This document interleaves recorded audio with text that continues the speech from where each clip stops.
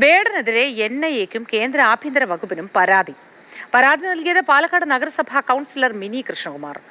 മോദിയെ പാട്ടിലൂടെ അധിക്ഷേപിച്ചു എന്നാണ് പരാതി. വിശദാംശങ്ങളുമായി ഗോകുൽ VS ചേരുന്നു. Gokul, good morning. വേടനെ വിടാതെ പിന്തുടരുകയാണ് ഓരോ മനുഷ്യരും എന്ന് തോന്നുന്നു. ഇതാ വീണ്ടും അടുത്ത പരാതി. നരേന്ദ്രമോദിയെ പാട്ടിലൂടെ അധിക്ഷേപിച്ചു എന്നാണ്. അങ്ങനെ അധിക്ഷേപിച്ചു എന്നിവർ പറയുന്ന പാട്ടിന്റെ വരി എന്താണ്?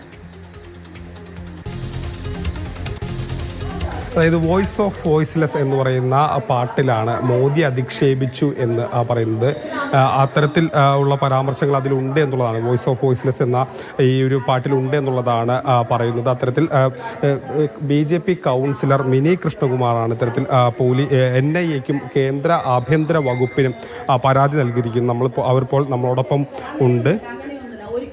ഒരിക്കലും ഇത്തരത്തിലുള്ള ഒരു ജാതീയമായ വേർതിരിവ് സമൂഹത്തിൽ ഉണ്ടാക്കുന്നത് അത് നമ്മുടെ സമാജത്തിൻ്റെ കെട്ടുറപ്പിനെ തന്നെ തികച്ചും ബാധിക്കുന്നതാണ്. അതുകൊണ്ട് അതൊന്നും അനുവദിച്ചു കൊടുക്കുന്നില്ല. ഏത് ആവിഷ്കാര സ്വാതന്ത്ര്യത്തിൻ്റെ പേരിലാണെങ്കിലും അതൊന്നും അനുവദിച്ചു കൊടുക്കാവുന്ന ഒരു പ്രവണതയാണ്. ഏത് വരികളാണ് അങ്ങനെ തോന്നിയത്? അത് ഒന്ന് അതിനകത്തുള്ള വരികൾ എന്താണെന്ന് ഞാനിപ്പോൾ പറയേണ്ട ആവശ്യമൊന്നുമില്ലല്ലോ. നിങ്ങൾക്ക് നോക്കിയാൽ അറിയാമല്ലോ. അത് ഞാൻ തമ്പുരാനല്ല, തമ്പുരാന് സമ്മതിക്കില്ല, മറ്റേ ഞാൻ എന്താക്കെയോ അതിനകത്ത് എഴുതി പിടിപ്പിച്ചിട്ടുണ്ടല്ലോ. ഞാൻ പറയുന്നത് ശരിയല്ല എൻ്റെ നാവുകൊണ്ട്. അത് വളരെ മോശമായ രീതിയിൽ ഇന്നത്തെ രീതിയിലുള്ള ആധുനിക കാലഘട്ടത്തിനും ഇന്നത്തെ ഭരിക്കുന്ന ഗവൺമെന്റിന്റെ ആ ഒരു ക്രെഡിബിലിറ്റിക്കും പറ്റിയ ഒരു കാര്യമല്ല എഴുതി. വോയിസ് ഓഫ് വോയിസ്ലെസ് എന്ന് പറയുന്നത് ഇറങ്ങിയിട്ട് 4 വർഷമായി. അതിനുശേഷം ഇപ്പോഴാണ് ഒരു പരാതിയുമായിട്ട് വരുന്നത്. അതിപ്പോഴാണ് പുറത്തു വരുന്നത്.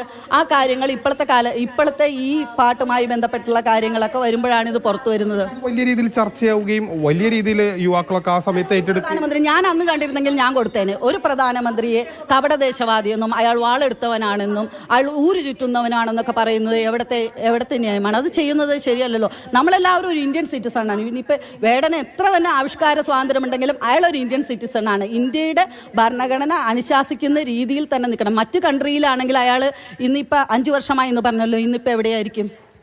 ഇതിൽ പറയുന്നത് പല വരികളും പറയുന്നത് ജാതീയമായുള്ള ഒരു വിമോചനത്തെ കുറിച്ചൊക്കെയാണ് പലതും പറയുന്നത്. അതിലെന്താണ് ജാതിക്ക് എവിടെയാണ് ഇന്ന് അടിമത്ത വ്യവസ്ഥിതി ഉള്ളത്? ഇന്ന് അടിമത്ത വ്യവസ്ഥിതി ഇല്ലല്ലോ. എന്തിനാണ് ഇന്ന് ഇത്തരത്തിലുള്ള കാര്യങ്ങൾ എഴുതി പറഞ്ഞ് ഇൻഫ്ലുവൻസ് ചെയ്യുന്നത്? ഒരു ഇൻഫ്ലുവൻസർക്ക് പറ്റിയ കാര്യമാണോ അത്? സ്വാതന്ത്ര്യത്തിന്റെ അല്ലെങ്കിൽ അയാളുടെ ഒരു ഇഷ്ടമായിട്ട് ആവിഷ്കാര സ്വാതന്ത്ര്യം കാലഘട്ടത്തിന് അനുസൃതമാകണം. ആവിഷ്കാര സ്വാതന്ത്ര്യം നമ്മുടെ നിലവിലുള്ള സമാജത്തിന്റെ കെട്ടുറപ്പിന് ദോഷകരമാകുന്ന രീതിയിൽ ആവിഷ്കാര സ്വാതന്ത്ര്യം ചെയ്യുന്നത് ശരിയല്ല. ഈ നിലപാടാണ് നമുക്ക്. അതുകൊണ്ട് ഇതിന്റെ പുറകിലുള്ള ചേതോവികാരം എന്ത് തന്നെയായാലും ഇതിൽ ആരൊക്കെ ഇതിന്റെ പുറകിലുണ്ടെങ്കിൽ അത് വളരെ വെളിച്ചത്ത് കൊണ്ടുവരാൻ വേണ്ടിയിട്ടാണ് NIAക്ക് നമ്മൾ കൊടുത്തിരിക്കുന്നത്. തന്നെയാണ് ഇത് നോക്കേണ്ടത്. അങ്ങനെ ഒരു ആവശ്യം അതിലേതെങ്കിലും തരത്തിലുള്ള ഒരു ഇപ്പോൾ വേടന്റെ പശ്ചാത്തലമൊക്കെയാണോ നിങ്ങൾ അതിന്? അതെ, തികച്ചും ഇങ്ങനെ ഒരു കാര്യം ഇത്തരത്തിൽ ധൈര്യമായിട്ട് പറയണമെങ്കിൽ അതിന്റെ പശ്ചാത്തലം കൂടെ നമുക്ക് അറിഞ്ഞിരിക്കേണ്ട ആവശ്യമുണ്ട്. അത്തരത്തിൽ വേടന്റെ പശ്ചാത്തലം കൂടി അറിയണം. അതിന് NIA അന്വേഷണം വേണമെന്നുള്ളതാണ് ആവശ്യമായി പറയുന്നത്. അങ്ങനെ പാലക്കാട് നഗരസഭയിലെ കൗൺസിലർ മിനി കൃഷ്ണകുമാറാണ് NIAക്കും കേന്ദ്ര ആഭ്യന്തര വകുപ്പിനും പരാതി നൽകിയത്.